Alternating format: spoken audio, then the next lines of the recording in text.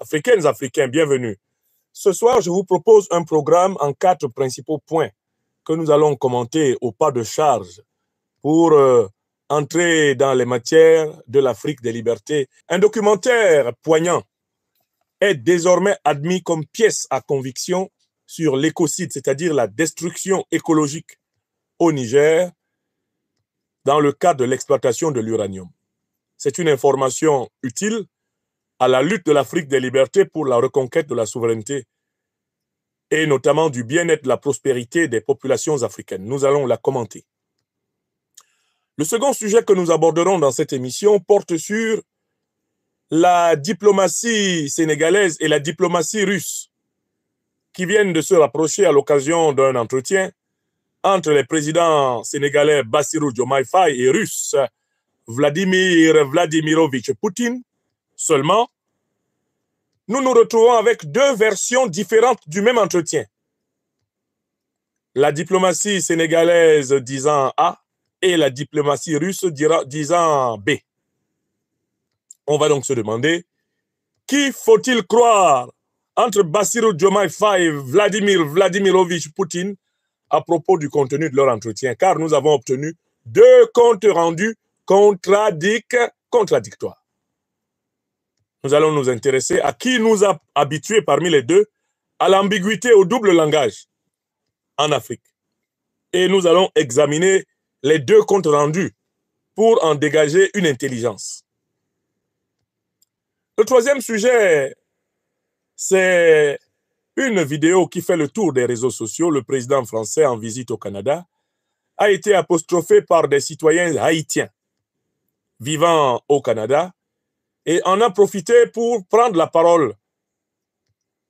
Et à cette occasion, on entendra les propos du président français s'adressant à la population haïtienne. Et on verra le qualificatif qu'il a choisi pour traiter le peuple haïtien dans son choix souverain de ses dirigeants. Nous nous poserons la question de savoir qu'est-ce qu'il faut penser de cette énième réaction du président Emmanuel Macron. Et que faut-il penser du mot qu'il a choisi pour décrire le peuple haïtien. Et enfin, dernier sujet que nous aborderons dans cette émission, le hibou de Dakar, que vous connaissez très bien, l'homme aux yeux globuleux, le maléfice journalistique incarné, qui est logé à Dakar, Serge Daniel, a annoncé aujourd'hui même la candidature de l'ancien Premier ministre malien Choguel Kokala Maïga à la prochaine élection présidentielle. Nous allons nous poser la question de savoir que faut-il penser de ce soutien incongru, inattendu de Serge Daniel à la carrière politique future qu'il veut attribuer à notre aîné, le docteur Choguel Kokala Maïga. Serge Daniel retrouverait-il du travail au Mali comme, spin doctor de la communication présidentielle du futur candidat, nous dit-il, docteur Choguel Kokala Maïga. Nous allons nous poser la question de cette tentative d'instrumentalisation de l'actualité politique malienne par le réseau, le nexus journalistique France-africain. Voilà les matières de cette émission. Et si cela vous intéresse, partagez-la massivement afin qu'elle soit au cœur des réflexions et qu'elle contribue un tant soit peu à éclairer notre peuple. C'est un article de Télérama qui a attiré mon attention sur le premier sujet de notre conférence ce soir. L'article s'intitule « Un reportage sur l'uranium au Niger de l'ex-émission Vert de rage de France 5 est désormais une pièce à conviction pour la justice. » L'article a été publié, hier, 21 novembre 2024 à 16h. Et voici ce que dit l'article. L'émission traquait les écocides. Merci. L'émission traquait les écocides. France Télévisions l'a suspendu. Mais la justice s'empare d'un de ses documentaires, diffusé en mars 2022, dans une enquête pour mise en danger d'autrui. une forme de reconnaissance. Ça, c'est le chapeau de l'article. Et voici ce qu'écrit le journaliste Étienne Labruni. Il dit ceci: l'impact du magazine Vert de Rage n'a pas de limite. L'émission d'investigation environnementale, supprimée par France Télévisions en fin de saison dernière, a une nouvelle fois été sollicitée par la justice française. Après le documentaire Lyon, alerte aux polluants éternels, saisi en septembre 2023 par l'Office central de lutte contre les atteintes à l'environnement et la santé publique au CLAESP, comme pièce à conviction dans une enquête pour mise en danger d'autrui, un autre reportage intitulé « L'uranium de la colère » a retenu l'attention de la justice française.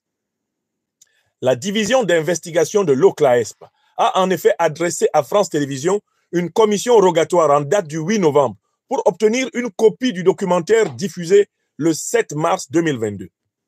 Comme il y a un an à Lyon, le film est versé comme pièce à conviction au dossier. L'uranium de la colère, c'est le titre du film, dénonçait les pratiques révoltantes d'Orano, le nouveau nom d'Areva, en matière de traitement de l'uranium. Il révélait un double écocide. D'abord à Narbonne, dans l'Aude, ici en France, où la plus grande usine de conversion d'uranium en Europe, située à 3 km du centre-ville, dégage des vapeurs ultra toxiques et rejette des dizaines de milliers de tonnes de déchets. Et à Arlit, au Niger, où tout le monde travaille dans la ville Areva et où les habitants sont exposés à une radioactivité qui dépasse celle de la zone critique de Tchernobyl. Un double scandale sanitaire documenté par des séries de prélèvements, tests capillaires et mesures effectuées comme à son habitude par l'équipe du documentaire Vert de Rage. Les résultats édifiants et repris par de nombreux médias avaient poussé en septembre 2020 27 citoyens nigériens, bientôt rejoints par 5 Français et plusieurs associations, soit 39 plaignants au total, à déposer une plainte contre X pour homicide involontaire, blessures involontaires avec interruption temporaire de travail supérieure à 3 mois, mise en danger d'autrui, par violation manifestement délibérée d'une obligation de sécurité ou de prudence. Fin de citation. Dans le cadre de cette procédure inédite en France, le journaliste et producteur de l'émission, Martin Boudot, devrait être auditionné. Citation. Le travail de Vert de Rage, qui a notamment délivré des éléments scientifiques probants, a apporté une impulsion importante à l'instruction. Fin de citation, souligne Élise Le Gall, avocate au barreau de Paris, à l'origine de la plainte. Quel paradoxe de voir Vert de Rage, le documentaire, l'émission, triplement sélectionné pour le prix Albert Londres cette année, sollicité par la justice, mais être désormais privé d'enquête et de diffusion. Une décision de France Télévisions qui avait suscité l'incompréhension et la colère de plusieurs associations de défense du climat. En 4 saisons et 14 enquêtes, le magazine, associé de près ou de loin à 7 enquêtes en cours, a pourtant prouvé qu'il était d'utilité publique. Fin de citation de l'article de Télérama qui m'a mis la puce à l'oreille. Que dit cet article? Il y a une équipe qui a constitué une émission qui s'appelait Vert de Rage.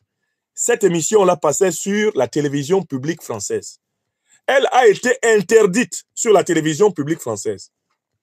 Mais cette émission appelée Vert de Rage, et qui a donc fait un documentaire intitulé L'uranium de la colère, a eu le temps d'être remarquée et d'être citée dans plusieurs procédures judiciaires comme étant pourvoyeuse de preuves que la multinationale française, justement Orano, anciennement appelée Areva, a pollué ici en France et a pollué encore davantage là-bas, en Afrique, au Niger. Et donc, elle doit payer. Lorsque Vert de Rage a publié le documentaire L'uranium de la colère, quelque temps après, les autorités gouvernementales françaises ont interdit l'émission sur France Télévisions.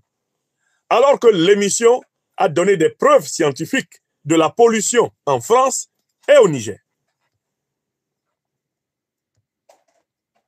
Vous comprenez? Qu'est-ce qui intéresse l'Institut de l'Afrique des libertés dans cette révélation de l'article Télérama et dans le travail de l'émission, eh bien, l'émission Vert de rage? Ce qui nous intéresse, ce sont les preuves que les journalistes de cette émission ont effectivement reconstituées en France, mais également au Niger. Les preuves de ce qu'on appelle un écocide, c'est-à-dire une destruction écologique produite par l'homme. L'écocide, c'est la destruction de l'environnement par l'homme, qui potentiellement est une destruction de l'homme lui-même, puisque l'homme n'est rien sans son environnement. Ceci m'a amené à aller plus loin. Et je suis allé jusqu'à chercher du côté donc de RFI, qui a aussi laissé traîner un petit article, pas très mauvais, sur le même sujet. Un petit article pas très mauvais sur le même sujet, sur RFI, a aussi attiré mon attention. Je l'ai aussitôt reproduit pour éclairer l'opinion. Et l'article de RFI, qu'est-ce qu'il nous dit? C'est un article de RFI qui a été publié aujourd'hui, le 22 novembre 2024. L'article est intitulé « Nucléaire. Quel avenir pour la Somaïr, société exploitant l'uranium dans le nord du Niger ?» Vous allez voir la perspective que RFI prend sur le problème. Une perspective exclusivement économique, histoire de montrer qu'il y a des emplois qui sont en danger, il y a des pertes financières qui sont en cours. Écoutons ce que dit RFI. L'article RFI a été publié aujourd'hui. Il était 2h11 du matin. L'article est intitulé donc « Nucléaire, quel avenir pour la Somaïr, société exploitant l'uranium dans le nord du Niger ?» Lisons. Parce que ça, c'est le moindre de nos défauts. Nous lisons et nous lisons beaucoup. Et nous faisons lire notre peuple. Nous faisons lire notre peuple. Quel avenir pour la société des mines de l'Aïr, Somaïr, qui emploie 750 personnes dans la zone d'Arlit et est détenue à 63% par Orano et à 36% par la société d'État nigérienne Sopamine. La Somaïr connaît actuellement des difficultés financières, affirme Orano, qui a donc décidé de suspendre les dépenses liées à la production en fin octobre. La suspension des dépenses liées aux activités d'extraction du traitement du minerai n'est que provisoire, tempère Orano, en attendant que les conditions soient réunies pour exporter la production. Actuellement, plus de 1000 tonnes de concentré d'uranium sont bloquées, selon le groupe français qui affirme donner la priorité au maintien des salaires.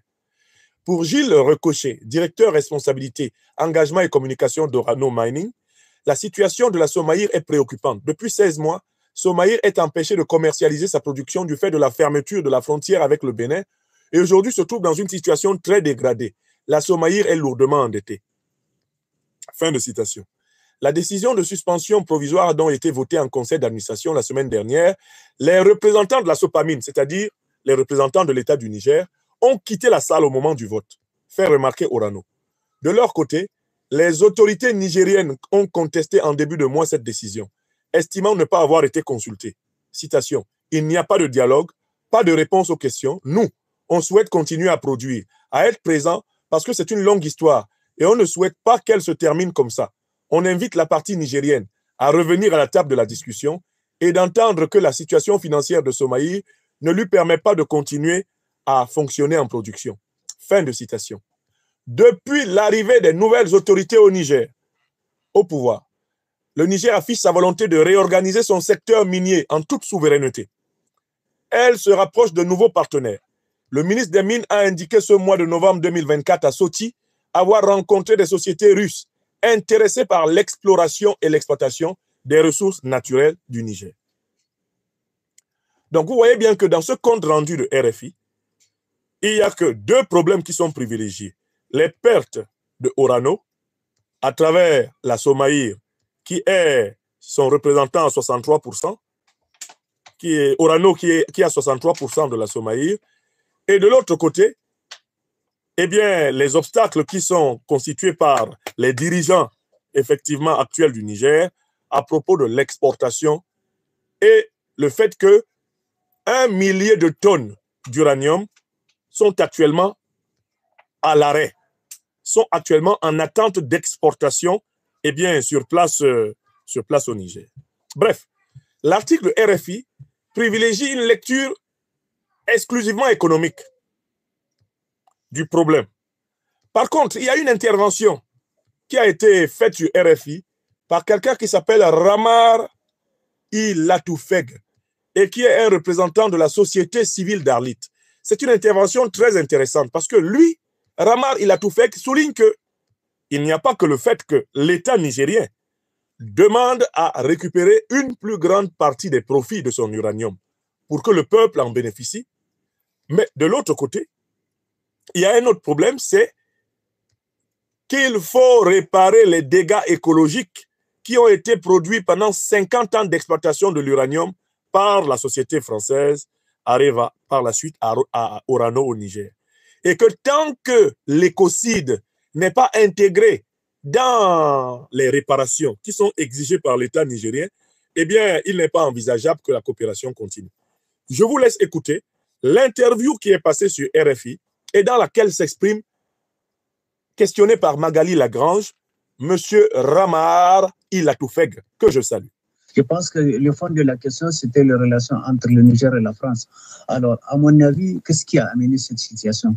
Nous sommes depuis 50 ans dans une situation d'exploitation d'uranium qui n'est pas au profit du Niger. Aujourd'hui, je pense qu'il y a... Donc, premier point, nous sommes depuis 50 ans dans une situation d'exploitation de l'uranium qui n'est pas au profit du Niger. Et Ramar continue. Il y a eu des autorités qui se sont mises en place, qui ont dit qu'il faut que ça profite aux populations du Niger. Le changement du côté de Orano n'a pas voulu s'opérer dans ce sens-là. Et Orano a l'habitude d'avoir tout facilement au Niger. C'est ça le problème. Qu'est-ce qu'il faudrait, à votre avis, pour que les relations puissent s'apaiser entre les deux? Les populations en ont marre. Donc, il faut que ça change. Orano doit accepter le fait qu'aujourd'hui, ce qui s'est passé avant est terminé. Il faut changer de mentalité. Très bien. Par le passé, il y a déjà eu une période de tension aussi marquée entre Orano ou Areva avant et l'État du Niger, ou est-ce que c'est la première fois qu'on voit de telles tensions? Non, ce n'est pas pour la première fois. C'est au temps du président Tanja dans les années 2006, je crois, 2007, 2008 jusqu'en 2009. Il y a eu ce genre de tensions à propos du gisement du Morarène et à propos du renouvellement de conventions. Mais bon... Alors, je vais vous reprendre ça, j'ai augmenté le volume. Je pense que le fond de la question, c'était les relations entre le Niger et la France. Alors, à mon avis, qu'est-ce qui a amené cette situation? Nous sommes depuis 50 ans dans une situation d'exploitation d'uranium qui n'est pas au profit du Niger. Aujourd'hui, je pense qu'il y a eu des autorités qui se sont mises en place, qui ont dit qu'il faut que ça profite aux populations du Niger. Le changement du côté de Orano n'a pas voulu s'opérer dans ce sens-là. Et Orano a l'habitude d'avoir tout facilement au Niger, c'est ça? Donc, je vous fais noter que Ramar Ilatoufeg fait remarquer que Orano n'accepte pas de revoir à la baisse ses profits au Niger. Voilà pourquoi les autorités nigériennes ont bloqué la production. Ce n'est pas un problème de fermeture de la frontière avec le Niger, avec le Bénin. Ce n'est pas ça le problème. Ce n'est pas un problème de difficulté d'exportation, non. Les autorités nigériennes souhaitent que la part des profits du Niger soit majoritaire, que le Niger soit le principal bénéficiaire de l'uranium nigérien. Parce que jusqu'ici, le Niger est le parent pauvre des bénéfices. Et c'est la partie française qui gagne l'écrasante majorité du profit de cette exploitation. L'État nigérien actuel, les nouvelles autorités ont décidé que ça s'arrête. Et c'est ça le problème. Mais ça, c'est l'aspect 1 du problème. Écoutons la suite. Ramar Ilatoufeg continue. Qu'est-ce qu'il faudrait, à votre avis, pour que les relations puissent s'apaiser entre les deux? Les populations en ont marre. Donc, il faut que ça change. Orano doit accepter le fait qu'aujourd'hui, ce qui s'est passé avant est terminé. Il faut changer de mentalité. Est-ce que par le passé, il y a déjà eu une période de tension aussi marquée entre Orano ou Areva avant et l'État du Niger, ou est-ce que c'est la première fois qu'on voit de telles tensions? Non, ce n'est pas pour la première fois. C'est au temps du président Tanja dans les années 2006, je crois, 2007, 2008 jusqu'en 2009. Il y a eu ce genre de tensions à propos du gisement du Morarène et à propos du renouvellement de conventions. Mais bon, chaque fois qu'il y a ce genre de tensions, Dans les années passées, à mon avis, j'ai vu que le président français s'est déplacé pour venir voir le président du Niger. J'ai vu Chirac qui est venu au Niger, j'ai vu Sarkozy qui est venu voir au Niger pour régler des problèmes d'Orano. Chaque fois, ils vont jusqu'au plus haut sommet pour résoudre ça. Cette fois-ci, je ne vois personne venir. Même le conseil d'administration qui se tient, ils se tiennent par vidéoconférence. Ah bon? Est-ce qu'il y a des repreneurs possibles qui se sont manifestés? Donc, Ramar Ilatoufek nous dit la partie française a toujours négocié les avantages de la France dans l'uranium du Niger. Au plus haut niveau, c'est les présidents français qui se sont déplacés chaque fois qu'il fallait ajuster la coopération. Bien sûr, on sait très bien que les relations diplomatiques entre la France et le Niger se sont gravement dégradées depuis 2023 à la suite de la tentative d'intervention militaire de l'armée française contre le Niger. Tout le monde sait que c'est cela. Et aujourd'hui, le fond de la question, c'est est-ce que les dirigeants français actuels sont davantage prêts que ceux d'avant à revoir à la baisse, mais alors là, à la baisse drastique, eh bien, leur profit sur l'uranium nigérien. Autrement dit, est-ce que l'uranium nigérien va et peut, enfin, du point de vue français, profiter majoritairement au peuple nigérien et accessoirement au peuple français? C'est la question telle qu'elle est posée. Maintenant vient la question de l'écocide. Écoutons. Des entreprises qui ont manifesté leur intérêt pour le site. En tant que connaisseur du milieu minier, j'estime qu'une société minière qui a exploité de l'uranium pendant 50 ans, je ne crois pas qu'il est facile pour elle de se désengager. Il n'y a pas que la production d'uranium, il y a quand même le passé, le passif. Les résidus de traitement, tout ce qui concerne ce qui a causé la dégradation de l'environnement qu'il faut gérer après. On ne peut pas s'en aller comme ça. J'espère que Orano est consciente de ses responsabilités sociales et environnementales. C'est surtout de ça qu'il faut parler. Il y a des responsabilités qui sont au-delà de l'uranium qu'on peut produire et tout ça. Voilà. Je tenais à ce que vous écoutiez vraiment ce monsieur Ramar Ilatoufek qui a tout résumé. Orano a des responsabilités sociales et environnementales. Non pas simplement qu'il va falloir que tous les partenaires de l'Afrique s'habituent à ce que les Africains soient majoritaires dans les profits sur leurs richesses, mais il va falloir que les partenaires économiques financiers de l'Afrique s'engagent à protéger l'environnement de la vie des Africains. Il est hors de question que l'exploitation des richesses africaines s'accompagne de la destruction de l'environnement et par conséquent de la destruction du cadre de vie et de la réduction massive de l'espérance de vie des Africains par la pollution, par les désastres, les catastrophes écologiques. Donc, en résumé, au Niger, en réalité, Orano a 3 problèmes. 3.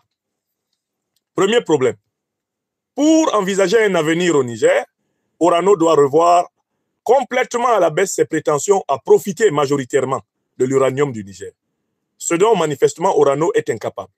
Deuxième problème, Orano a des responsabilités dans la destruction de l'environnement écologique au Niger. Il va falloir payer des réparations pour cela. Troisième problème, Orano a des responsabilités sociales, puisque pendant 50 ans, Orano Areva ont participé à modifier, de près ou de loin, l'environnement et la qualité de vie, et même à dégrader la qualité de vie de la population des régions où les mines d'extraction étaient situées. Ces 3 problèmes-là ne peuvent pas être résolus par le mépris, ils ne peuvent pas être résolus par la condescendance, ils ne peuvent pas être résolus par le déni de réalité, l'égoïsme, ils ne peuvent pas être résolus par la brutalité, par le néocolonialisme et l'impérialisme. Et on a pris l'habitude de résoudre ce type de problème du point de vue france-africain par des coups d'État, des rébellions, par de la déstabilisation, pour imposer dans les capitales des valets, des vassaux qui font les 4 volontés des puissances, les anciennes puissances négrières coloniales, des puissances néocolonialistes et impérialistes. Désormais, il y a la Confédération d'Alliance des États du Sahel. C'est une alliance forte qu'il va être impossible, et nous l'espérons fortement, de déstabiliser à peu de frais. Il va falloir entrer dans des négociations, dans la reconnaissance des faits, il va falloir revenir enfin à la réalité. Je tiens ici à saluer les journalistes de l'émission Vert de rage qui viennent de remporter une bataille judiciaire importante ici en France. Je tiens à saluer tous les acteurs de la société civile des régions où se fait l'extraction de l'uranium au Niger et j'appelle les acteurs des sociétés civiles et les gouvernements des autres pays africains à s'inspirer de la démarche courageuse actuelle du gouvernement du Niger. Cette démarche du gouvernement du Niger est la voie de la souveraineté de l'Afrique. C'est une démarche pédagogique. C'est un modèle à suivre dans tout le continent afin précisément de rendre l'Afrique aux Africains. Et cela ne sera que justice. Voilà vraiment la question telle que je voulais l'aborder avec vous. Deuxième sujet de cette émission.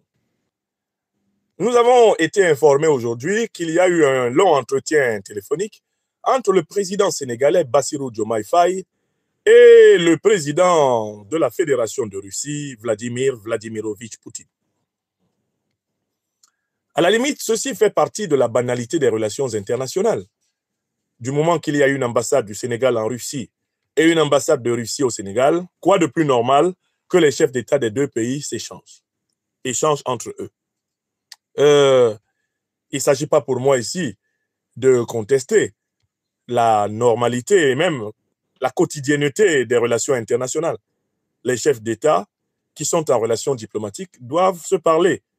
Ça fait partie des normes du métier.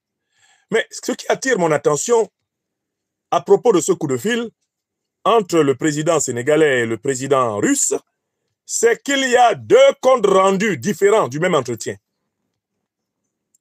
Or, quand c'est flou, c'est qu'il y a un loup. Quand il y a deux comptes rendus différents du même entretien, ça veut dire qu'il y a quelqu'un qui ment. Ou alors, il y a un malentendu. Je recommence. Quand il y a deux comptes rendus différents du même entretien, cela veut dire que parmi les deux comptes rendus, il y en a au moins un qui ment. Ou alors qu'entre les deux, il y a un malentendu. C'est-à-dire qu'ils ne se sont pas compris. Ou alors qu'il y a un qui veut tromper l'opinion à propos de ce qu'ils se sont dit. Alors, quelle est la méthode que nous allons adopter pour examiner cette affaire? D'abord, nous allons restituer le contenu de chaque compte rendu.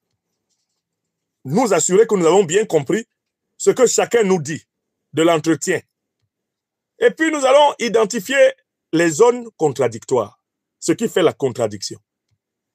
Une fois que nous aurons identifié la contradiction, on va se demander, dans cette contradiction, qui dit la vérité et qui ment? Et quels sont les indices que nous avons pour connaître qui dit la vérité et qui ment? À la fin, nous pourrons conclure sur le menteur. Car je pense qu'en examinant les deux comptes rendus, on connaît le menteur. Parce que le menteur, c'est celui à qui le mensonge profite. Le menteur, c'est celui qui se reproche quelque chose. Le menteur, c'est celui qui a honte et qui veut cafouiller sa honte à travers un déguisement, un voile. Vous avez compris? Voilà. Alors, je voudrais en profiter pour informer le président Diomaye Faye et son premier ministre Ousmane Sonko que leurs partisans se promènent actuellement dans mes boîtes mail pour insulter ma mère et mon père, pour insulter les parties génitales de ceux qui m'ont mis au monde. Je voudrais prévenir le président Bassirou Diomaye Faye et le premier ministre du Sénégal Ousmane Sonko que leurs partisans se promènent dans les boîtes mail de ceux qui les critiquent pour insulter les parties génitales de nos ancêtres. Pour insulter les parties génitales de ceux qui nous ont donné la naissance et qui ne sont pas responsables de nos propos. Je voudrais leur demander de condamner fermement la grossièreté des militants de PASTEF qui se promènent dans les inbox pour insulter les parties génitales de nos ancêtres africains. Diomaye Faye et Ousmane Sonko doivent condamner leurs militants et leur dire que le débat politique ne porte pas sur les organes génitaux de nos parents. Qu'aucune tradition politique, aucune tradition africaine n'autorise cela. Et que le combat politique ne donne à personne le droit de s'intéresser aux parties génitales des parents de ses adversaires. Ousmane Sonko et Bassirou Diomaye Faye sont priés de rappeler aux militants de PASTEF que les organes génitaux des parents des adversaires politiques ne font pas partie du combat politique.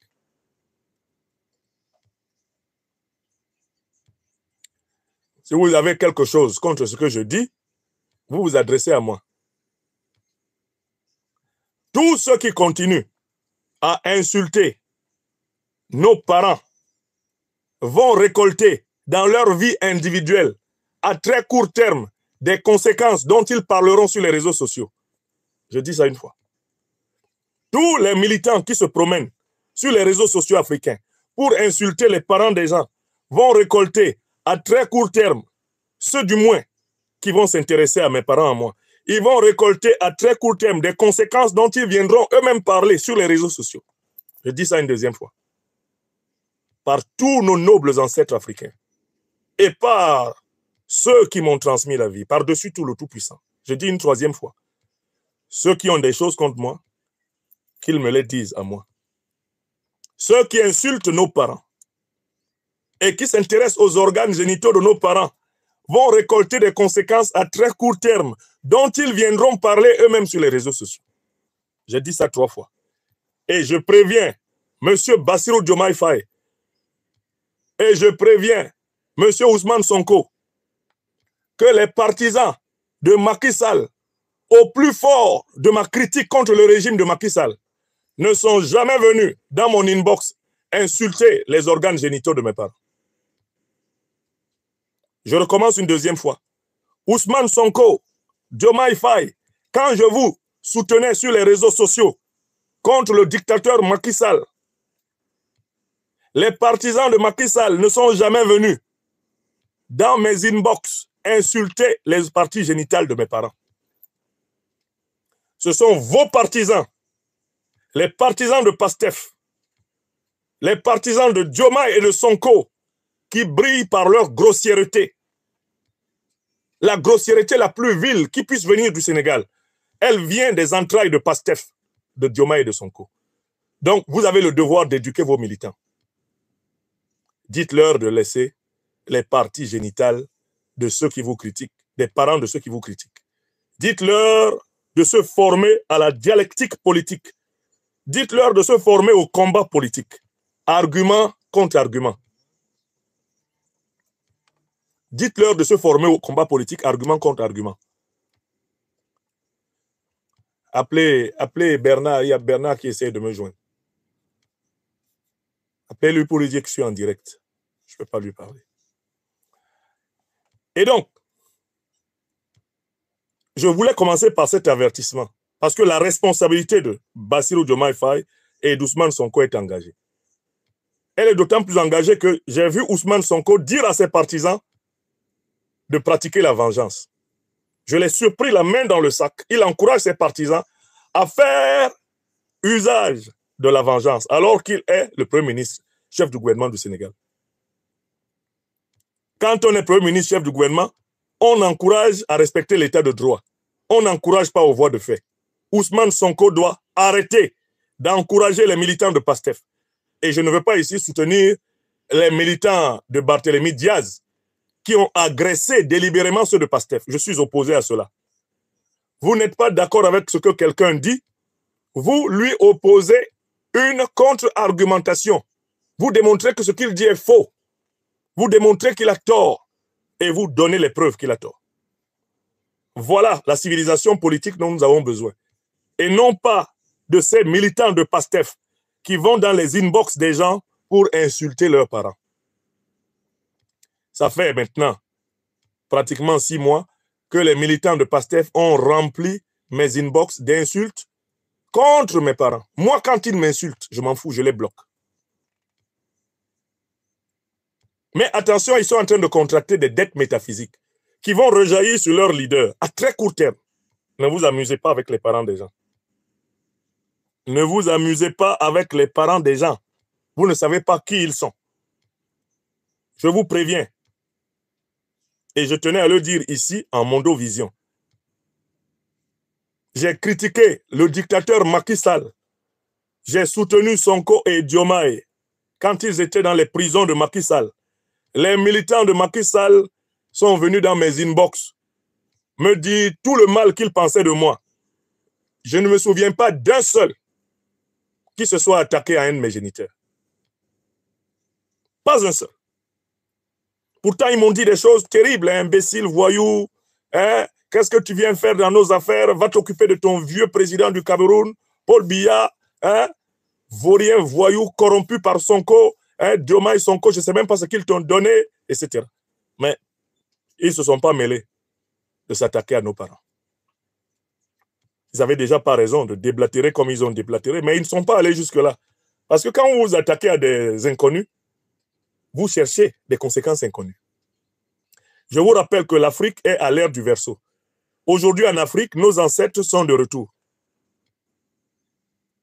Écoutez-moi bien. Les ancêtres, c'est-à-dire les plus grands Africains de tous les temps, sont de retour. Ils sont même de nouveau en train de naître sous forme de bébés. Ils sont de retour. Si vous ne comprenez pas ce que je vous dis, intéressez-vous à la tradition africaine et allez interroger les sages de la tradition. Plusieurs réincarnations sont en cours. L'Afrique à laquelle vous avez affaire maintenant n'est pas celle du XXe siècle. Attention aux injustices délibérément commises. Attention. Bon, ok. Je tenais à insister dessus. Maintenant, on va aller au texte. Je tenais à insister sur ce message. On va maintenant aller au texte. Je prends le premier texte. C'est le texte russe qui est sorti en premier. J'ai lu en premier la diplomatie russe parce que le texte sénégalais est sorti il y a 4 heures. Le président Bassirou Diomaye Faye a communiqué il y a 4 heures. Avant lui, on a pu lire sur le site habituel, l'ambassade de la Russie au Sénégal, le message suivant. On a pu lire le message suivant de la part de l'ambassade de Russie au Sénégal qui parlait précisément de cette conversation. Ça, c'est il y a 9 heures de temps. Donc, je prends dans l'ordre chronologique. Ambassade de la Russie au Sénégal, publié ce 22 novembre 2024. Vladimir Poutine a eu une conversation téléphonique avec le président sénégalais. L'entretien a porté sur la situation dans la région du Sahara-Sahel et de l'Afrique de l'Ouest, sur fond d'instabilité persistante provoquée par les actions des groupes terroristes, rapporte le service de presse du Kremlin. Le président russe a invité Bassirou Diomaye Faye à se rendre en Russie. L'invitation a été acceptée avec gratitude, selon le communiqué. Donc voilà le compte rendu que moi j'ai lu sur le site de l'ambassade de la Russie au Sénégal. Et ce compte rendu renvoyait à un lien sur le site officiel Sputnik. Maintenant, je lis le deuxième compte rendu, celui qui nous est donné par le président Bassirou Diomaye Faye, sur sa page Facebook officielle. Que nous dit le président Bassirou Diomaye Faye? Hop, je remonte et je retrouve exactement ses propos ici. Il dit, j'ai eu ce matin un entretien très riche et très cordial avec le président Vladimir Poutine de la Fédération de Russie. Nous avons fait un tour d'horizon de la longue et traditionnelle coopération d'amitié entre nos deux pays. Nous sommes convenus d'œuvrer ensemble pour le renforcement du partenariat bilatéral, de la paix et de la stabilité au Sahel, y compris la préservation de l'espace CEDEAO, et de joindre nos efforts à ceux de la communauté internationale pour faire face aux défis mondiaux. Voilà le compte rendu du président Bassirou Diomaye Faye. D'accord? Vous allez noter un élément fondamental de différence entre les deux comptes rendus. C'est lequel? C'est que le communiqué côté russe ne parle pas de préservation de l'espace CEDEAO. Alors que le communiqué côté sénégalais parle de préservation de l'espace CEDEAO. Donc, le véritable cheveu dans la soupe, entre les deux communiqués, le véritable cheveu dans la soupe vient du côté sénégalais. C'est le côté sénégalais qui donne un détail que le côté russe n'a pas donné. Alors que tout le reste du communiqué sénégalais est tout à fait compatible avec tout le reste du communiqué russe. Dès lors, nous posons la question suivante.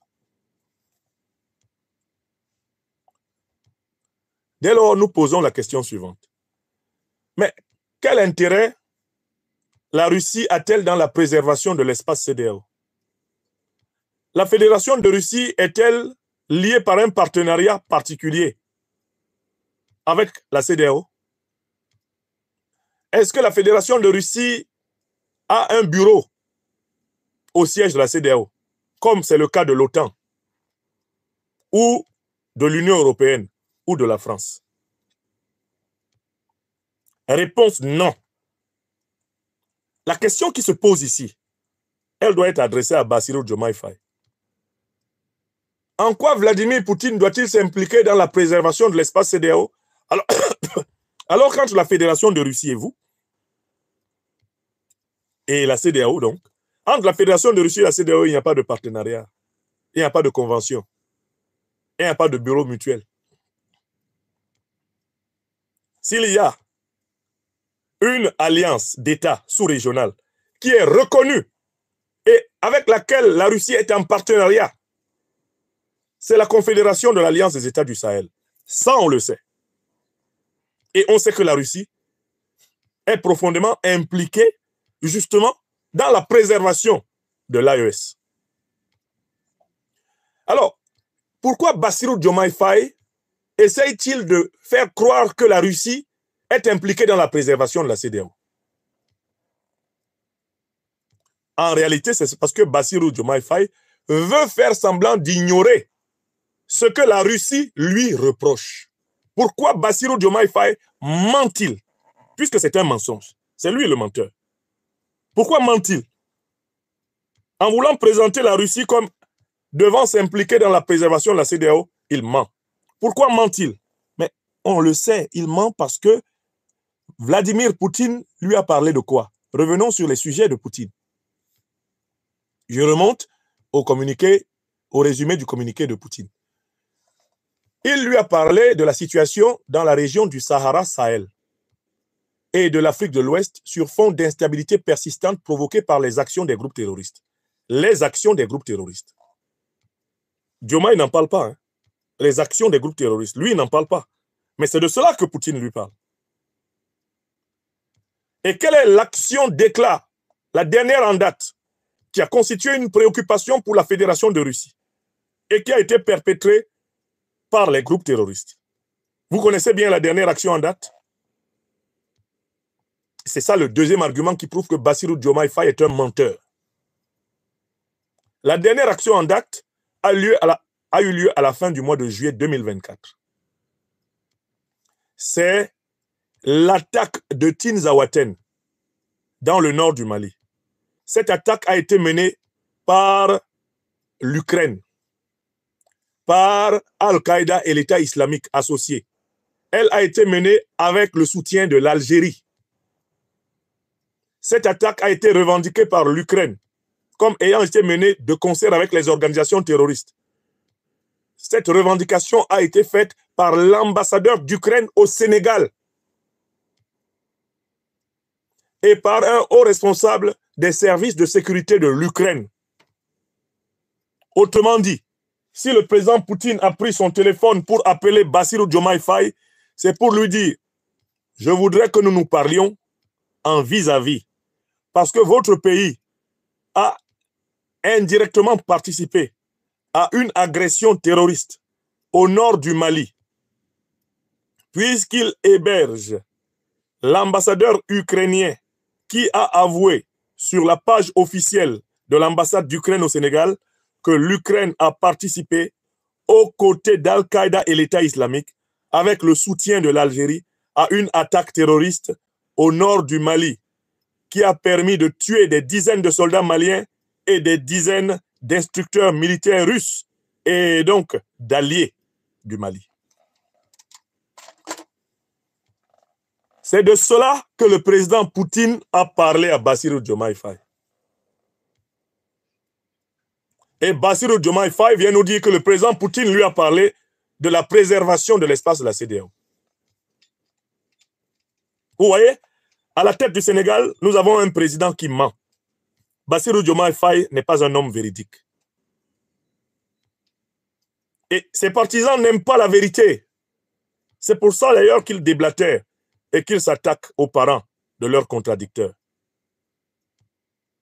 Tout le monde a vu l'ambassadeur d'Ukraine au Sénégal non seulement revendiquer l'attaque terroriste fin juillet 2024 à Tinzaouaten, mais dire que l'Ukraine va continuer. C'est même l'ambassadeur d'Ukraine au Sénégal qui a dit « Nous avons agi de concert avec les organisations terroristes et nous comptons continuer. » Qu'a fait la diplomatie sénégalaise après cette révélation? Ils se sont contentés de convoquer l'ambassadeur d'Ukraine au Sénégal et de lui remonter légèrement les bretelles. Ils n'ont pas rompu les relations diplomatiques. Or, il s'agit d'un acte très grave. À partir du moment où un pays s'avère auteur d'une agression terroriste contre un État voisin, qui plus est un État frère, parce que le Mali et le Sénégal, c'est le même peuple africain. La première des attitudes qu'on aurait attendues du Sénégal, c'était la rupture des relations diplomatiques avec l'Ukraine. La moindre des choses qu'on attend du Sénégal aurait été la rupture des relations diplomatiques avec l'Ukraine. Mais il y a un deuxième acte dans lequel le Sénégal s'est signalé négativement ces derniers temps sur le plan diplomatique. Une résolution proposée par la Russie pour dénoncer le colonialisme et le néocolonialisme sous toutes leurs formes. Le Sénégal s'est abstenu de voter, se comportant ainsi en droite ligne. La diplomatie de Bassirou Diomaye Faye a refusé de voter la résolution contre le colonialisme sous toutes ses formes à l'ONU, rejoignant ainsi le bloc impérialiste et néocolonialiste incarné par les puissances de l'OTAN au Conseil de sécurité. Voilà les choses dont il s'agit de discuter. Bassirou Diomaye Faye fait un communiqué dans lequel il ment. Il attribue à la Russie la participation à la préservation de la CEDEAO. Depuis quand la Russie s'occupe de préserver la CEDEAO? Depuis 1991, la CEDEAO est devenue une organisation néocolonisée sous le contrôle de la France-Afrique et de l'OTAN. Et la Russie sait très bien que les groupes terroristes qui attaquent au Mali, au Burkina et au Niger ont leur base arrière dans les pays de la CEDEAO, en Algérie, en Mauritanie. La Russie le sait. Donc, en quoi la conversation entre la Russie et le Sénégal va porter sur la préservation de l'espace CEDEAO?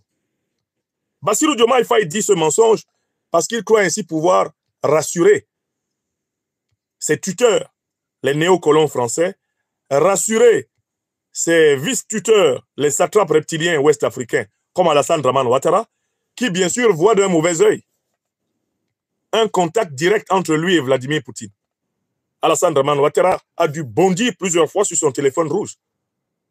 Quand ma voix se sera améliorée, je vais vous reconstituer la réaction d'Alassane Dramane Ouattara quand il a appris la nouvelle de ce coup de fil entre Bassirou Diomaye Faye et Vladimir Poutine. Vous savez que Ouattara est quelqu'un qui est tellement imbu de lui-même qu'il estime même qu'avant que Bassirou Diomaye Faye passe un coup de fil à Vladimir Poutine, Diomaye Faye doit l'appeler pour lui demander des conseils et recevoir des instructions sur ce qu'il doit dire à Poutine.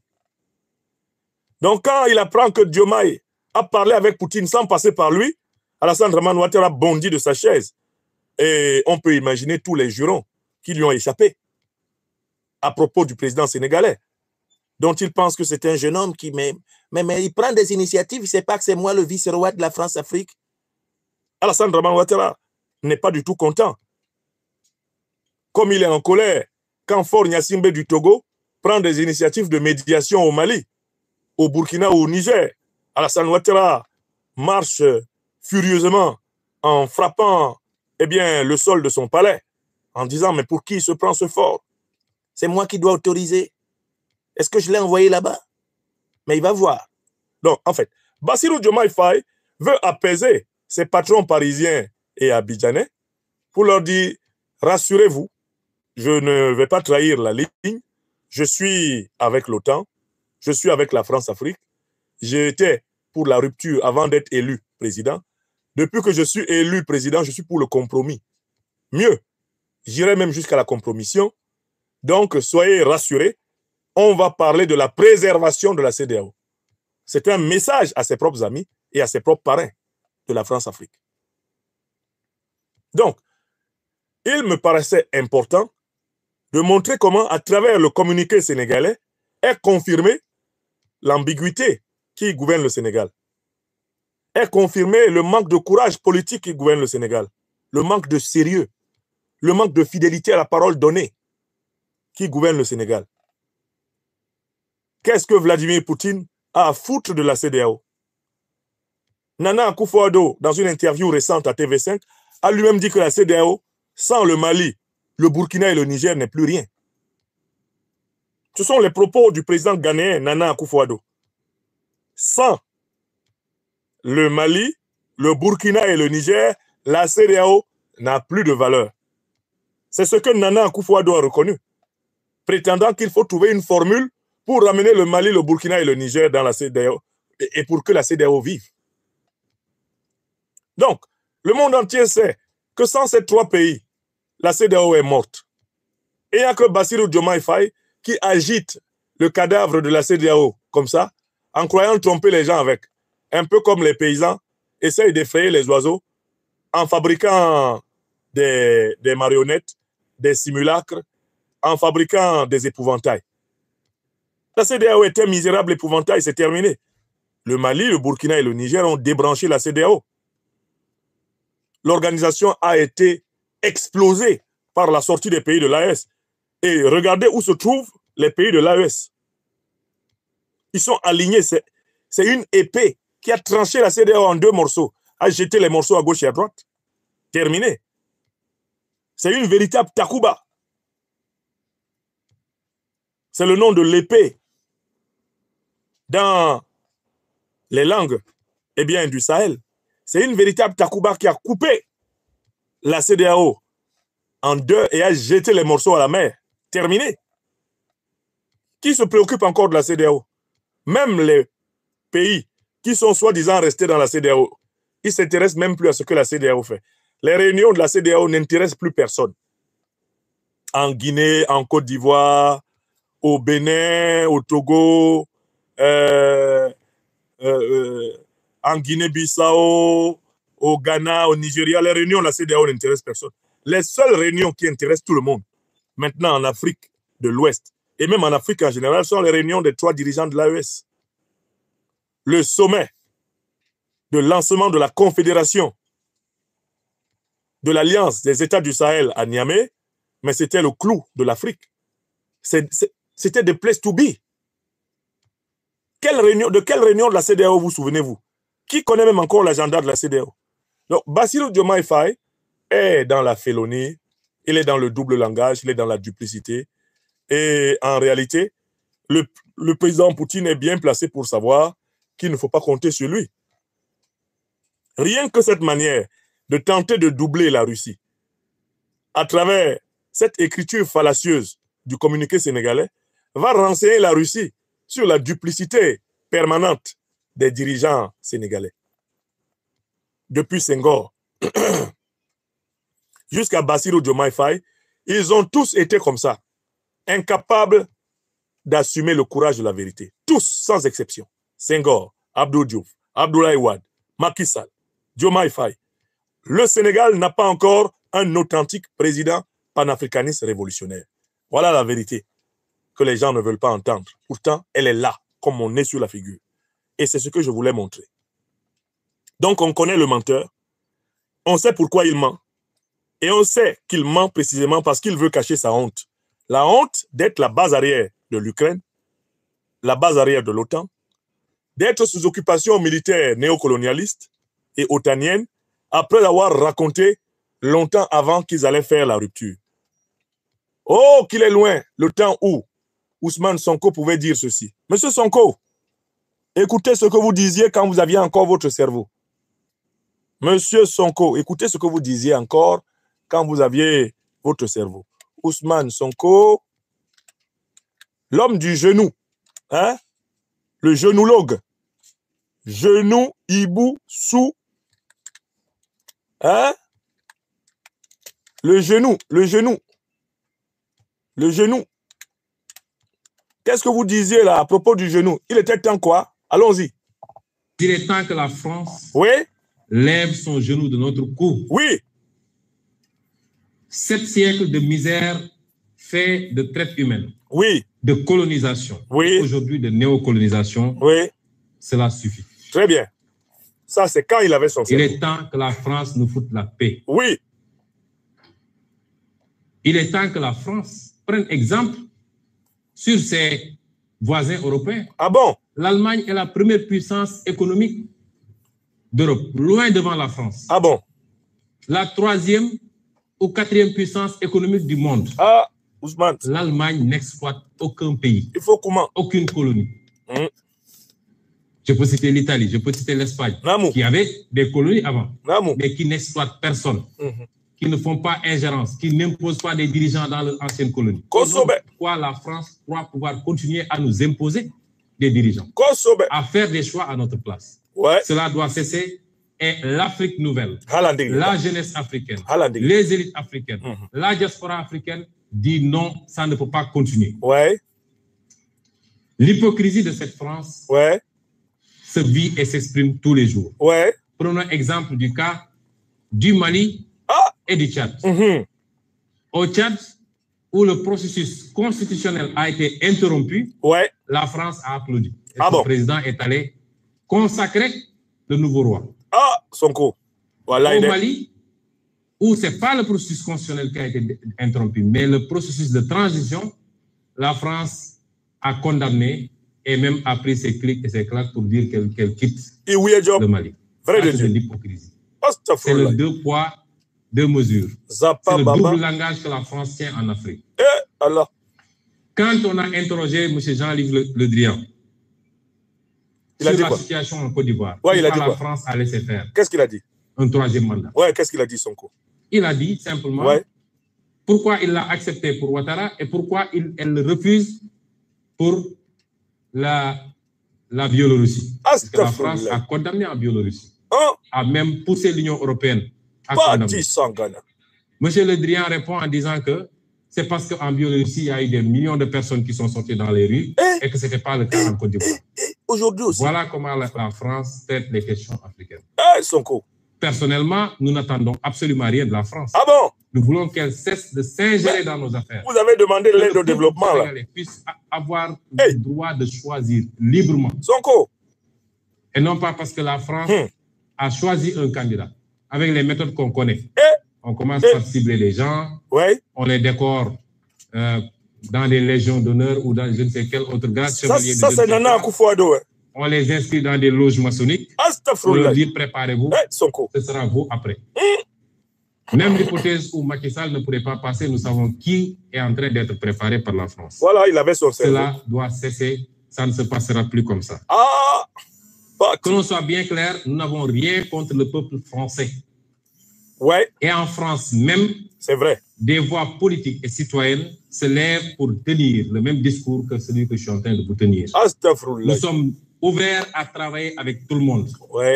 Dans le sens d'une collaboration gagnant-gagnant. Très bien, Ousmane. Nous avons besoin de gens qui investissent en respectant les lois de ce pays, réaménagées d'ailleurs. Nous avons besoin des gens qui transfèrent de la technologie. Nous avons besoin de gens pour que ça cesse. Il faut que ça cesse. Je ne suis pas en train de dire que la France... Ousmane, c'est bon. Ça, c'est quand tu avais ton cerveau, mon frère. Actuellement, tu ne parles plus comme ça. Ce temps-là est passé. Un temps, vous avez dit, après notre victoire électorale, là, on va commencer le programme de la souveraineté. Mon œil. Ceux qui attendent ça, vous allez attendre ça. Hein? Attendez toujours. Quand on sera élu, on ne peut pas mener le programme de la souveraineté tant qu'on n'a pas la majorité à l'Assemblée. On leur a donné la majorité, vous allez voir. Vous allez voir. Comme le dit le président Babou, vous allez voir. Les aventuriers ambigus, là, ils vont tellement vous enfariner que vous allez décréter un mois de deuil.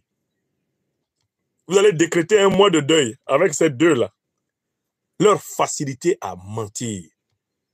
est remarquable. Et voilà Bassirou qui vient d'être pris encore avec un communiqué mensonger dans les mains. Il ment. La Russie ne lui a pas parlé de la préservation de la CEDEAO.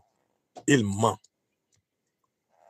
La Russie n'en a rien à foutre. La Russie lui a dit, vous êtes la base arrière de l'Ukraine qui attaque et tue des Russes.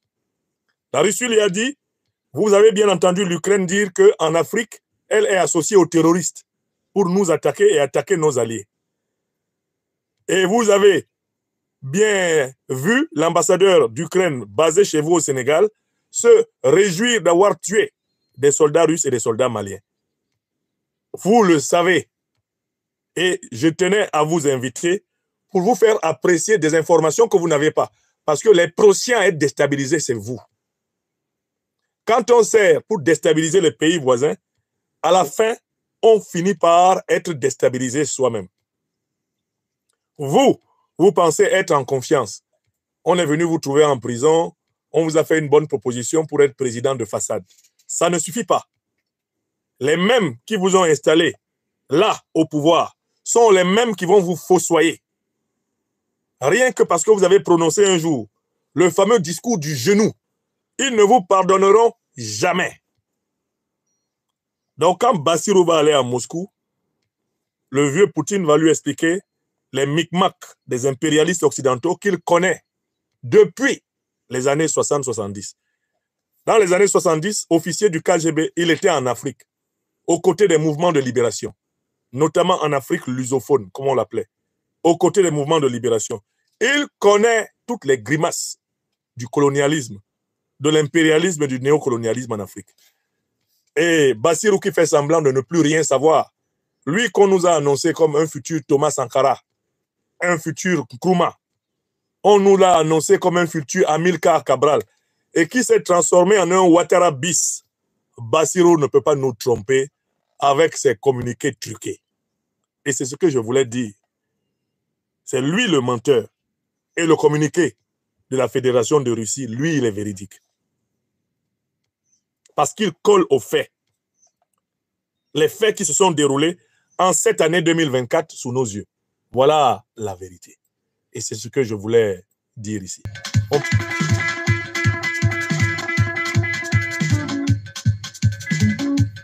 Haïti, Haïti, mon amour.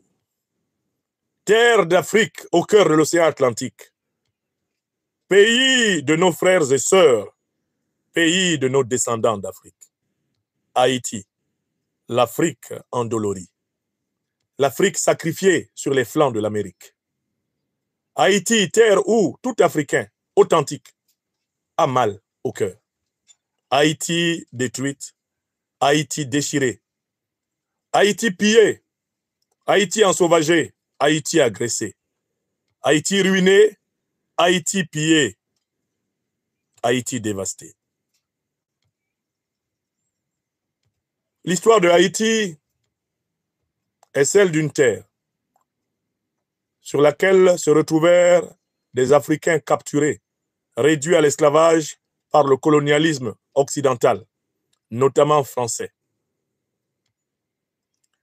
C'est une terre qui, dans l'histoire des mémoires africaines de ces 5 derniers siècles, est fondamentale parce qu'elle est celle où fut sonnée de manière exemplaire la révolte du peuple noir planétaire contre le racisme, contre l'esclavagisme, contre le capitalisme occidental négrier.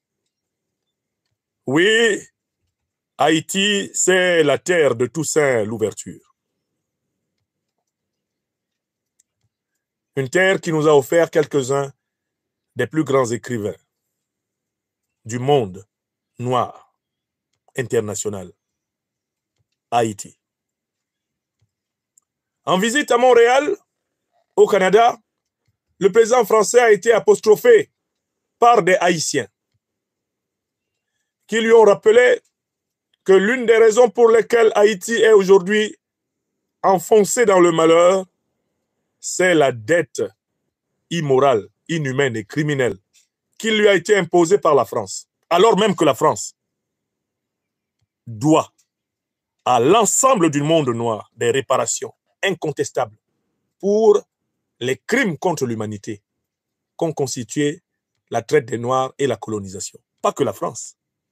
Toutes les puissances négrières coloniales, c'est le cas de l'Allemagne, c'est le cas de la Grande-Bretagne, c'est le cas du Royaume-Uni, c'est le cas de la Belgique, c'est le cas de l'Italie, c'est le cas des États-Unis d'Amérique, toutes ces puissances occidentales, et même certaines puissances du Moyen-Orient, doivent des réparations pour le trafic, pour le rapt, le kidnapping de centaines de millions d'Africains à travers les siècles, afin de nourrir leurs rêves de puissance et de production économique, de puissance politique.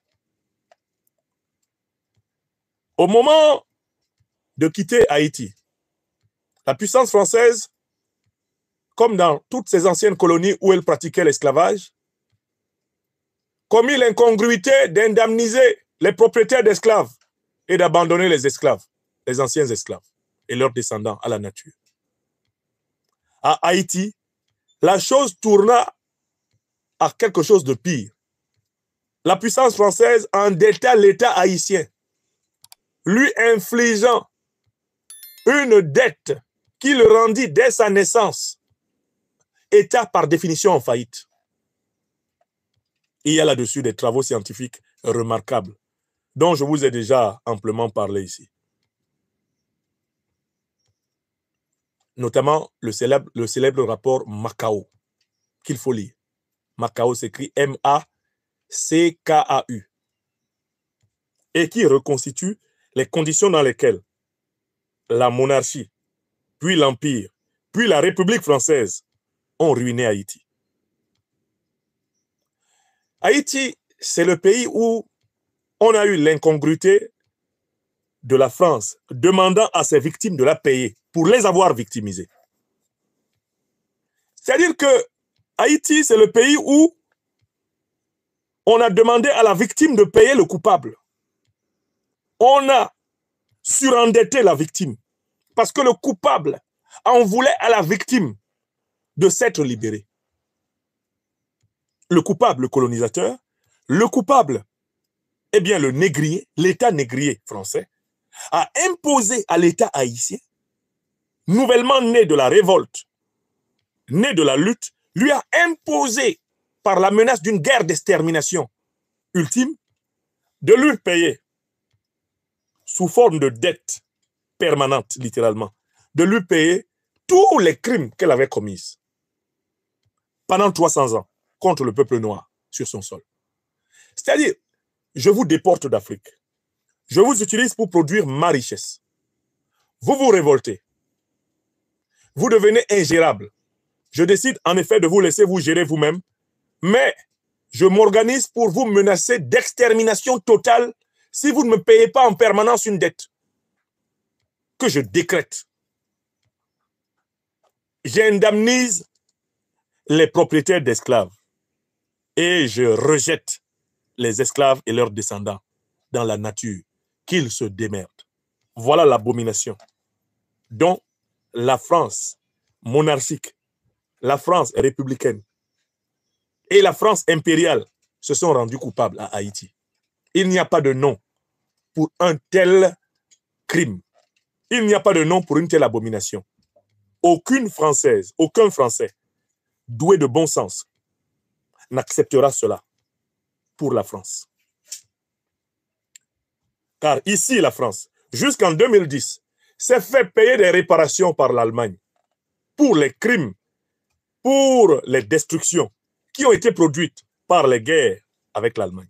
Jusqu'en 2010, la République fédérale d'Allemagne payait à la France des réparations pour cela. Mais à Haïti, ce sont les Haïtiens qui payent aux négriers, à l'État négrier. Ce sont les Haïtiens qui payent à l'État colonial. Et qui, par conséquent, doivent construire un État failli, par définition. Car un État bloqué par le prix de la dette, étranglé par le prix de la dette. Bien sûr, il va y avoir des responsabilités haïtiennes dans la tragédie haïtienne. Il ne faut pas les évacuer. Toute la responsabilité de l'état de délabrement dans lequel se trouve Haïti aujourd'hui ne peut pas être infligée à la seule France. Il y a une responsabilité haïtienne. Il y a des responsabilités américaines. Les États-Unis ont joué un rôle énorme dans la destruction de la paix, de la sécurité et de la prospérité de Haïti. Une élite corrompue, soumise au néocolonialisme, soumise à l'impérialisme américain, s'est succédé à la tête de l'État de Haïti et a contribué à l'accompagner au plus profond des tréfonds des enfers. Ce sont les responsabilités haïto-haïtiennes. Elles existent. Les gangs qui aujourd'hui prospèrent dans notre terre à Haïti, qui rendent la vie impossible aux femmes, aux enfants, aux vieillards et même aux adultes dans ce pays, qui ont rendu ce pays en un immense coupe-gorge. Ce sont quand même des Haïtiens. Ce sont des Africains qui se lèvent le matin avec l'intention de tuer leurs semblables pour vivre. La misère structurelle imposée à l'État de Haïti s'est transformée en une haine de soi-même du Haïtien. Et voilà comment la violence subie est devenue une violence normale. Voilà comment les rapports sociaux ont été pollués par la méchanceté du colon, du négrier, qui est devenu le symbole même de l'exercice du pouvoir. Depuis le temps des bébés d'oc jusqu'à nos jours. Dans cette tragédie immense, un homme politique, un homme d'État qui prend la parole doit faire preuve de prudence. Il doit faire preuve de modération. Il doit faire preuve de courage et il doit rechercher en tout propos la justice. Oui, je te salue, Jean Quénol Barbier, mon cher avocat, qui suit cette conférence depuis Haïti. Et j'espère qu'elle est bien partagée à Port-au-Prince et partout ailleurs, dans notre terre de Haïti.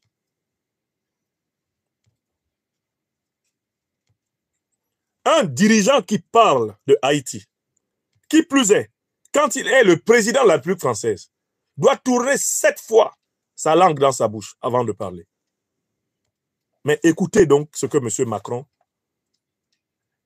apostrophé dans les rues de Montréal, à propos de la situation de Haïti, a dit. Écoutez bien. Là, je vais te dire,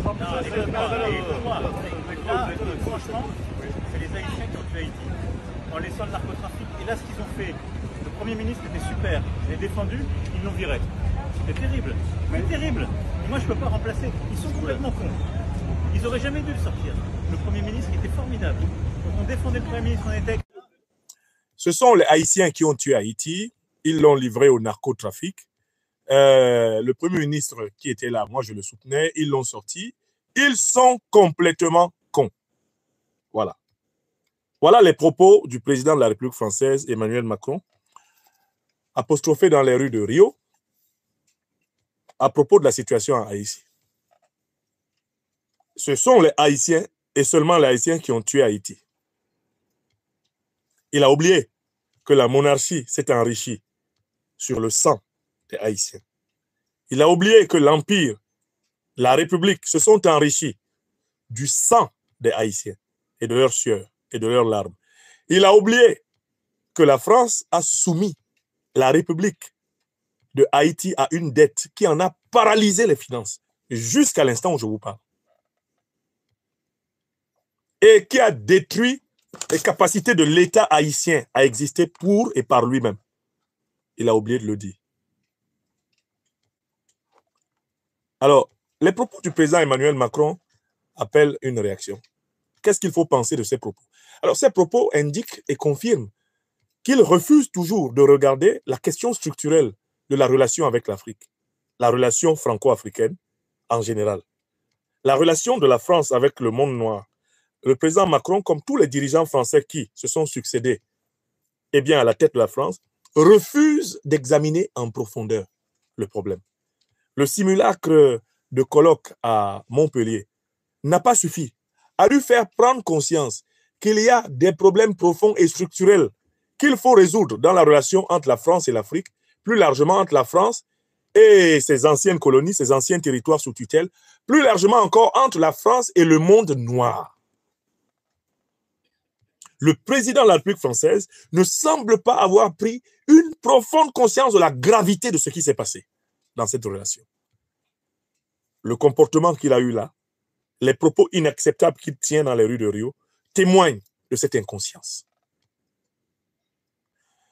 Cette inconscience témoigne du fait qu'il continue de croire que les Africains seraient des sociétés sans mémoire. Donc, avec lesquelles on peut uniquement traiter, pour ainsi dire, de l'écume des événements récents. Parce que dire que les Haïtiens sont les seuls responsables de la situation dans laquelle se trouve Haïti aujourd'hui, c'est nier l'histoire. C'est nier les structures de domination qui ont rendu possible la tragédie dans laquelle ce pays est plongé. C'est nier cela. C'est du négationnisme historique. Il y a un troisième niveau. Cette réaction du président Macron rappelle étrangement celle qu'il a eue sur le continent africain, lors de ses déplacements sur le continent africain. Si son déplacement à Ouagadougou en 2017 a été un fiasco, c'est à cause de ce type de réaction. De ne pas prendre conscience du fait qu'il a affaire à des peuples qui ont une mémoire historique et qu'il y a des attitudes dont les conséquences sont incalculables d'un point de vue négatif. Pourquoi sa récente tournée à Kinshasa s'est achevée par un fiasco, une conférence de presse lors de laquelle il a été très clairement, il a été tensé, désavoué par le président de la République démocratique du Congo, Félix Tshisekedi, qui est pourtant un partisan connu de la France-Afrique, du néocolonialisme et de l'impérialisme occidentaux en Afrique. C'est cette même propension à prendre les problèmes des Africains à la légère, à prendre les Africains de haut, qui explique ces propos. Mais je fais une quatrième remarque. Tout ceci continue parce que les Africains, les pays africains, toutes nations confondues, n'ont pas encore pris à bras le corps le problème de la juridicisation des crimes négriers, des crimes coloniaux, des crimes néocoloniaux et des crimes impérialistes. Je m'explique. Nos magistrats n'ont pas encore reçu l'impulsion populaire et politique nécessaire pour ouvrir les procès de la traite des Noirs, les procès de la colonisation, les procès de la néocolonisation et de la barbarie impérialiste. Tant que les magistrats africains n'auront pas ouvert ces procès, n'auront pas prononcé des condamnations, n'auront pas chiffré et évalué les réparations qu'il faut verser au continent noir et à l'ensemble des pays noirs qui ont connu la traite négrière, la colonisation, la néocolonisation et l'impérialisme, tant que toutes ces choses-là ne sont pas chiffrées par des magistrats et qu'elles ne sont pas inscrites dans la réforme des relations diplomatiques entre les pays négriers, colonialistes, néocolonialistes et impérialistes et l'Afrique, ce genre de propos, nous sommes condamnés à les entendre encore et encore. D'où ma recommandation. J'appelle les dirigeants, les peuples, les gouvernements, les magistrats africains à hâter l'ouverture de la saison des procès, des crimes contre l'humanité, des crimes de guerre, des actes de barbarie, des actes terroristes commis contre les peuples africains par les puissances étrangères à l'Afrique, celles de l'Occident et celles du Moyen-Orient. Les magistrats au Cameroun, au Gabon, au Congo, en Afrique du Sud, au Zimbabwe, en République démocratique du Congo, en Angola, en Centrafrique, les magistrats au Tchad, les magistrats au Nigeria, au Soudan, les magistrats en Côte d'Ivoire, au Togo, au Bénin, au Mali, au Niger, les magistrats sénégalais doivent considérer qu'ils ont un grand devoir envers nos ancêtres, un grand devoir envers nos descendants, un grand devoir envers le monde africain contemporain. Ouvrir les procès des crimes négriers, coloniaux, néocoloniaux et impérialistes, chiffrer ces crimes, les condamner, exiger des réparations et inclure ces réparations dans les conditions des relations diplomatiques internationales des peuples africains. Nous serons condamnés à venir nous plaindre tous les jours de ce type de propos tant que l'Occident politique n'aura pas été amené au guichet pour payer pour ces crimes. Il faut réparer les crimes contre l'humanité africaine. Le président Emmanuel Macron, en déplacement en 2014, février 2014 en Algérie, ou plutôt 2015, a dit que la colonisation était un crime contre l'humanité. Or, en droit français, en droit européen, les crimes contre l'humanité sont imprescriptibles. Ce sont les mêmes dispositions dans le droit international africain contemporain. Les crimes contre l'humanité sont imprescriptibles, c'est-à-dire qu'on ne peut pas considérer, qu'on ne doit pas les juger et qu'on ne doit pas en exiger des condamnations et des réparations. Ces affaires doivent être jugées. Pour que nous soyons respectés, ces affaires doivent être jugées. Toutes les puissances qui ont kidnappé du noir, qui l'ont réduit en esclavage, doivent être jugées et condamnées en Afrique. Et vous allez voir, quand ces procès s'ouvriront, que des propos comme ceux du président Emmanuel Macron se raréfieront. C'est parce que nous nous négligeons qu'on nous néglige. C'est parce que nous ne nous respectons pas nous-mêmes assez qu'on ne nous respecte pas. Si nos tribunaux avaient déjà condamné ces puissances, si chacun de nos pays avait déjà évalué les réparations que ces puissances lui doivent, si les diplomates de ces pays avaient déjà reçu les lettres avec la liste des réparations exigées, on entendrait moins des propos comme celui du président Macron.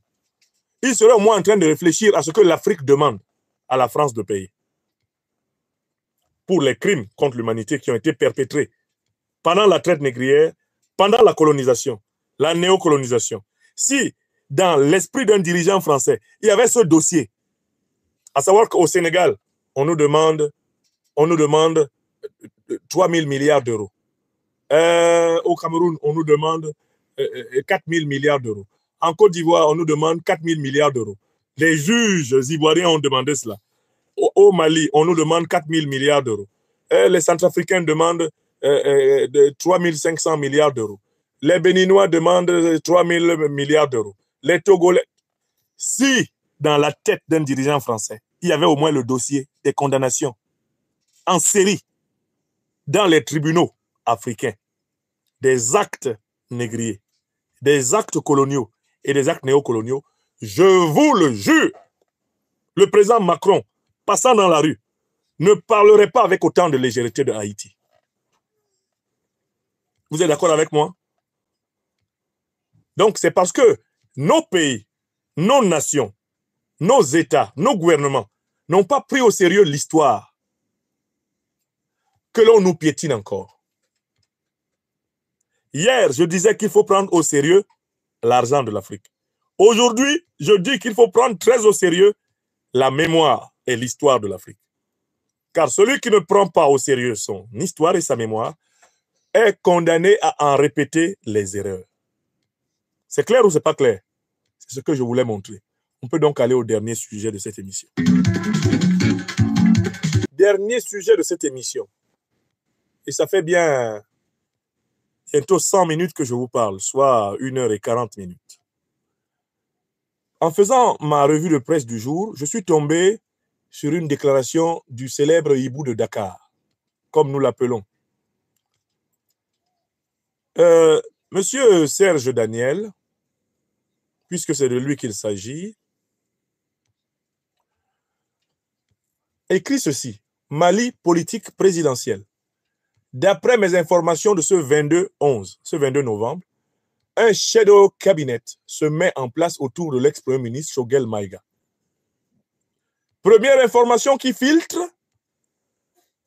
Choguel Maïga serait très probablement candidat à la prochaine élection présidentielle. Voilà ce que nous dit, eh bien, le célèbre hibou de France 24, basé à Dakar, eh bien, Serge Daniel.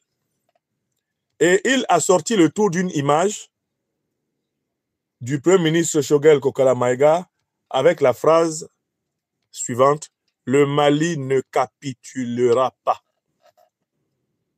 Et le point gauche levé. Comment faut-il apprécier cette communication du hibou de Dakar? Il y a plusieurs niveaux d'appréciation.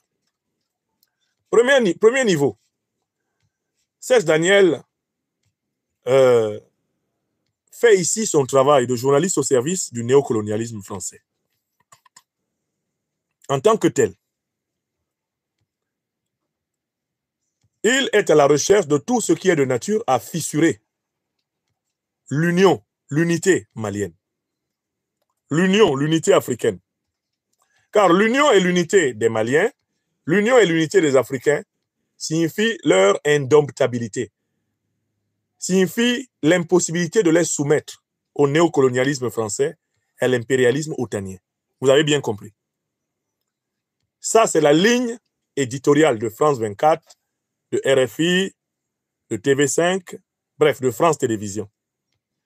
Exploiter toutes les failles à l'intérieur des pays africains où est contesté le néocolonialisme français, afin de fragiliser ces pays et de les conduire à des troubles qui vont permettre de restaurer à la tête de ces pays des dirigeants soumis au néocolonialisme français. Ça, c'est la première explication qui n'est pas difficile à comprendre. Je pense que tout le monde la comprend. Mais il y a mieux. Serge Daniel, par cette communication, met en fait en difficulté l'ancien Premier ministre du Mali. Il veut le mettre en difficulté, le docteur Choguel Kokala Maïga. Il est visé par Serge Daniel. Et il faut que vous compreniez la subtilité de la démarche médiatique de la France-Afrique.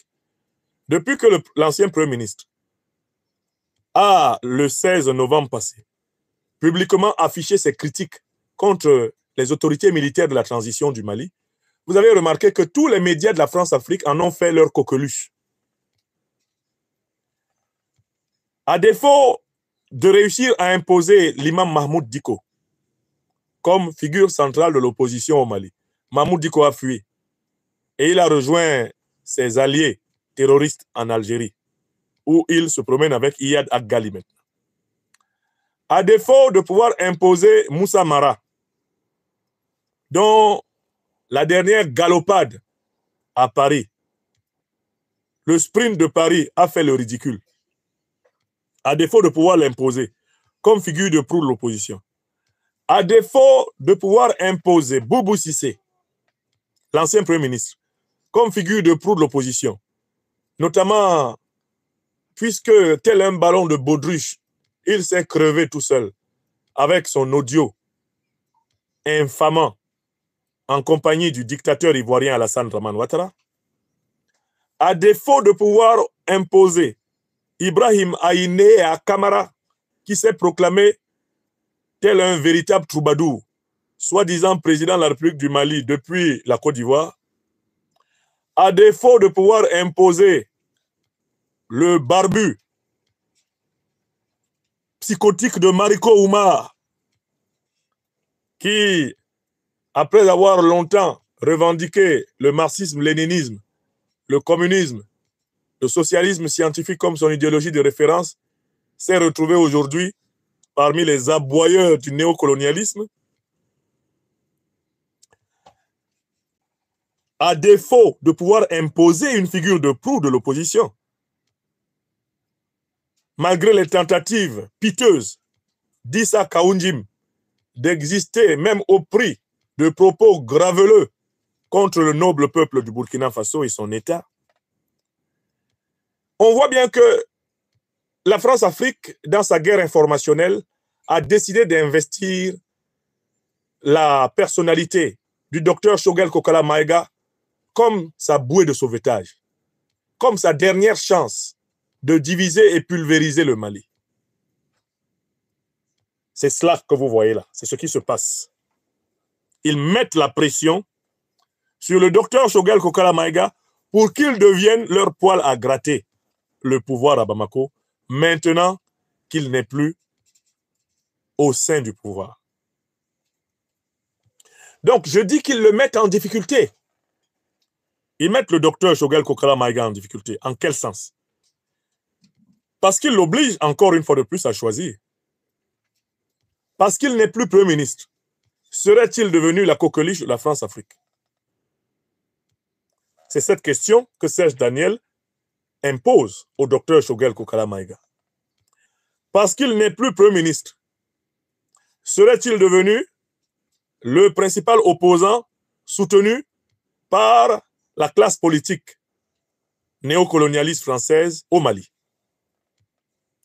C'est cette question-là que Serge Daniel et la campagne de presse menée par la France-Afrique imposent au docteur Choguel Kokala Maïga. L'homme du discours de septembre 2021, dans lequel il accusait la France d'avoir abandonné le Mali en plein vol, va-t-il être contraint par les médias de la France-Afrique? Va-t-il être contraint d'abandonner lui aussi le Mali en plein vol pour rejoindre ceux qui, soutenus par Paris, rêvent de reprendre le pouvoir à Bamako? Voilà la difficile équation dans laquelle le docteur Choguel Kokala Maïga, mon aîné, est placé. Et c'est le but des propos de Serge Daniel. Il veut le pousser à bout. Il veut lui imposer une logique binaire, à savoir que quand tu n'es pas au pouvoir avec Assimi Goïta, il faut que tu sois contre lui. Et quand tu es contre lui, tu es nécessairement pour la France. Tu es nécessairement pour la France-Afrique. Tu es nécessairement avec Alassane Draman Ouattara. Tu es nécessairement avec Oumaro Sissoko Embalo. Tu es nécessairement avec Macky Sall. Bref, tu es avec ceux que tu as dénoncés pendant tes 3 ans de primature. Ils veulent pousser le docteur Choguel Kokala Maïga à se parjurer. Ils veulent l'amener à déchirer son sacerdoce pour le Mali. Voilà pourquoi je forme le vœu, je ne peux pas décider pour mon aîné, que celui-ci réponde vigoureusement non à la France-Afrique. Je formule le vœu qu'il renvoie dans les cordes ceux qui pensent que le fait qu'il ne se soit pas entendu avec le président Assimi Goïta et qui les a amenés à se séparer pour ce qui est du gouvernement du Mali, signifierait désormais qu'il deviendrait l'homme de la France-Afrique après l'échec de Mahmoud Dicko, de Boubou Cissé, après l'échec de Ainea Kamara, après l'échec de Moussa Mara, de Oumar Mariko, après l'échec de tous ces individus que la France-Afrique a tenté de porter à bout de bras, il appartient au docteur Choguel Kokala Maïga de tracer sa route à l'écart de cette nébuleuse de la France-Afrique qui fait tout pour récupérer sa démission. C'est à lui qu'il appartient. Parce que si il se retrouvait aspiré par cette nébuleuse, il détruirait tout le bilan positif, tout le capital de confiance et de sympathie qu'il a accumulé pendant ces années de braise 2021-2024, quand il était Premier ministre du Mali. Mon conseil, c'est qu'il prenne clairement ses distances avec cette récupération médiatico-politique et qu'il explique que ses engagements pour son pays ne seront jamais remis en cause parce qu'il ne sera jamais l'homme de la France-Afrique que l'on essaye absolument de fabriquer de toutes pièces à travers cette campagne médiatique. Quand il y a une campagne médiatique de récupération comme cela, si vous ne vous prononcez pas pour la dénoncer, ça veut dire que vous l'approuvez. Dans le domaine politique, pour ce genre de choses, qui ne dit mot consent. C'est ce que je voulais dire sur ce point. Qui ne dit mot consent. Et donc, il faut dire quelque chose. il faut dire, les histoires de RFI, de France 24, de TV5, qui commencent tout d'un coup à m'aimer. Je ne suis pas dedans. Je ne leur ai rien demandé et je n'attends rien d'eux. Il y a Dieu, il y a ma conscience, il y a le peuple malien. Cela me suffit. Il faut tenir ce discours maintenant. Il ne faut pas attendre que ça s'aggrave. Parce que quand ça s'aggrave, eh bien, le fait de la collusion devient un fait constitué. Et il ne faut pas se plaindre. Si on laisse faire, Serge Daniel va continuer. France 24 va continuer. TV5 va continuer. RFI va continuer. Or, les Africains savent que quand ces médias commencent à trop aimer quelqu'un, cela veut dire que cette personne a un problème avec l'Afrique. Que cette personne a un problème avec le peuple africain. Le jour où RFI, Jeune Afrique, TV5, tout le monde t'aime, sors et dis-leur, non, je n'ai pas besoin de votre amour.